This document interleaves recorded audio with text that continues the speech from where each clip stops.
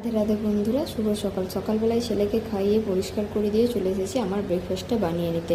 আজকের ব্রেকফাস্টে আছে ব্রেড, অমলেট আর কলা। ছেলে যাতে আমার খাবার দেখে না বায়না করে, তাই জন্য ছেলেকে দুটো বাটিতে শুকনো মুড়ি দিয়ে দিয়েছি।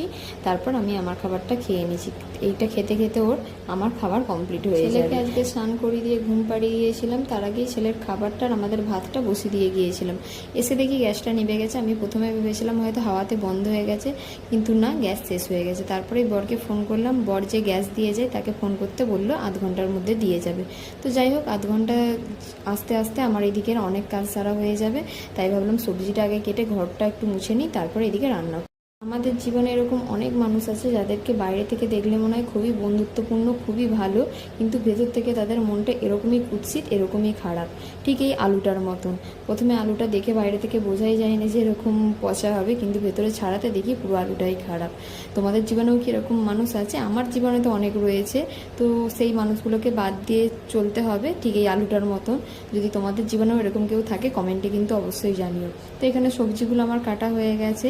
তারপরে জানো তো, এখানে কুলারটা আজকে ওপরটা একটু পরিষ্কার করছি। প্রচণ্ড ধুলো জমে গেছে, কারণ ছেলেকে নিয়ে এইসব কাজগুলো হয় না। যখনই আমি কিছু একটা পরিষ্কার করতে যাব বা কিছু একটা জিনিস, ছোটোখাটো জিনিস সরাবো, ও কিন্তু হাতে করে নিয়ে ফট করে মুখে দিয়ে দেয়, সেটাই ভয় লাগে। তাই জন্য ও এখন ঘুমাচ্ছে, ভাবলাম কুলারের ওপরটা একটুখানি ভালো করে পরিষ্কার করে দিই। এই যে দেখো কি ধুলো জমেছে। তো কুলারের মাথাটা থেকে সব কিছু নামিয়ে ভালো করে মুছে পরিষ্কার করে নিলাম, কারণ ওকে নিয়ে এই কাজগুলো করা আমার পক্ষে সম্ভব হয় না। ও হয়তো একটা নিয়ে কিছু মুখে দিয়ে দেবে, সেটাই ভয় লাগে। তো এখানে কুলারের মাথাটা পরিষ্কার করে নিই, আর আগের দিনের যে জামা কাপড়গুলো ছিল সেগুলোই গোছ করে নেবো। এরই মধ্যে গ্যাস দিয়ে গেছে। ওইদিকে আমি ছেলের খাবারটাও বসিয়ে দিয়েছি।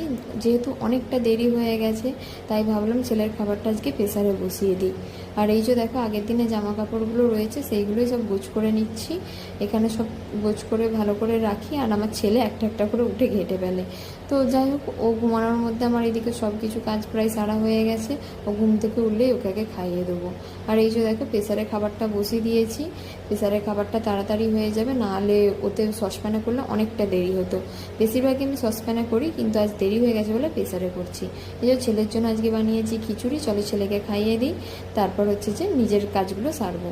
তারপর দুপুরবেলার দিকে আর সেরকম কোনোই ভিডিও নেওয়া হয় না। সন্ধ্যেবেলা দেখো, এই যে ছেলেকে নিয়ে ঘরের মধ্যেই বসেছিলাম, ছাদে আজকে যাইনি।